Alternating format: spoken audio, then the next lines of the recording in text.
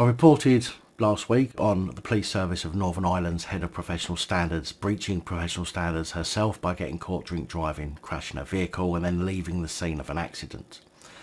It seems that a pattern might be starting to emerge, as now we have a Metropolitan police officer responsible for investigating misconduct being investigated themselves for misconduct after being accused of sexually assaulting a female colleague. The individual, who has not yet been named by the force, was, when arrested last June and later released pending further inquiries, a professional standards officer for the Metropolitan Police's South Area Command. A spokesman said the professional standards officer was arrested on June the 2nd following allegation of sexual assault whilst he was on duty. The officer has been suspended. Yet again, another who's been suspended on full pay for more than 6 months, who will probably be paid for at least another 3 or 4 months before anything happens, and who will likely resign before the hearing. Recently, another police employee came forward regarding another incident unrelated to this one, I believe, where she said she has taken the METS to a tribunal for failing to investigate a claim of sexual assault against her from back in 2019.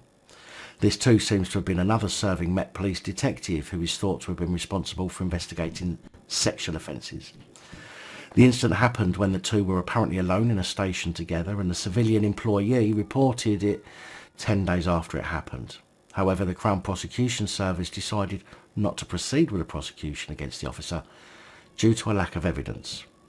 The woman also claims that the Met tried to gaslight and bully her after she came forward with allegations, and misconduct proceedings against the officer collapsed just 11 days before the hearing, when the woman claims she was told by the police force's disciplinary unit that they had just lost a sexual offence hearing and didn't want to lose another one. I genuinely can't see anything that the government deciding to do will change the police's knack of hiring absolute wrong-uns. Now, don't get me wrong, we need police who can stand up to people who are being abusive and aggressive, but not to the point of cracking their skulls. And we need police who can actually adhere to their oaths, treat everyone equally, impartially, with respect, and keep their filthy, predatory hands to themselves. I don't believe for a moment that any action the government or police forces take themselves will eliminate even half of the wrong-uns that need weeding out, and is more of a public image move than anything else, as both the government and the police know they need a certain type of person in the police in order to carry out orders, which include beating on and abusing the general public.